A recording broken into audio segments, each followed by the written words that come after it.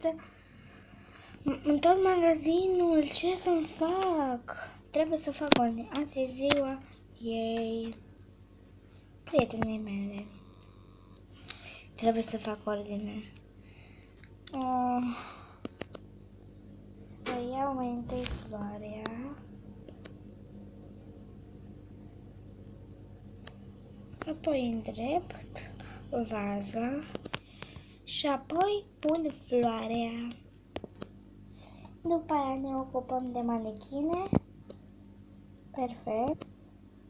O să-l punem și pe asta. Așa. O să iau și geanta. Și o agăț. După aia mă ocup de șampon. Apoi de balsamul de păr. Gata! Și încă un obstacol. Ăla e cel mai ușor. Să-l îndrept. E cum trebuie să fie. Și am terminat. Așa. Dar singurul lucru care nu a fost stricat a fost cel de aici. Chiar trebuie să le mai spun la oameni să facă ei ordine, nu eu. Și acum aștept pe invitată în magazin.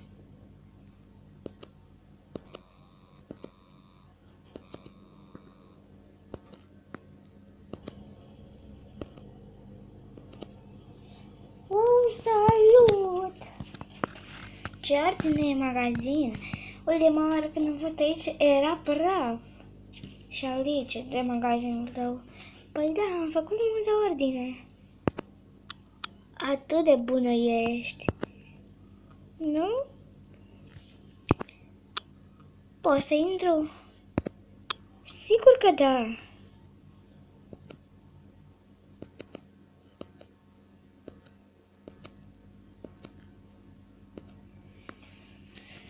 Salut!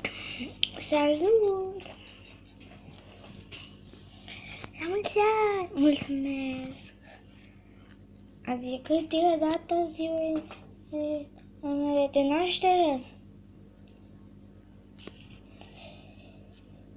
12 februarie. Da. Ce-mi place? Știu. Dar la noi e țara Playmobil. Deci, e card în februarie. Sigur, soră. Ce mi-ar plăcea să locuiesc aici. Dar eu nu locuiesc. Eu stau aici. Tu locuiești? Nu.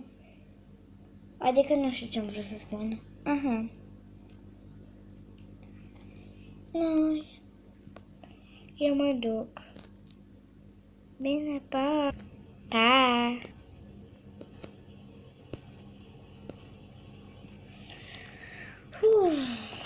Dar stai. Asta ce înseamnă? În cazul ăsta, astăzi e ziua prietenei mele, după cum știți. Eu trebuie să-i pregătesc un cadou, că doar nu stau cu mâna goală. Ei îi plac mult cadourile. Da, are dreptate, mie îmi plac mult cadourile. În fine, eu trebuie să iau ceva frumos, dar nu știu ce. Din magazinul ăsta nu pot să iau nimic. Sunt doar niște haine de care îi plac ei mult, dar sunt sigură că nu le vrea. Asta e tot ce pot să spun. Acum să revenim la film. Ce să iau, ce să iau, ce să iau?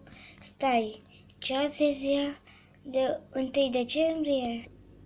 Hai aici, sub pomul norocos de Crăciun.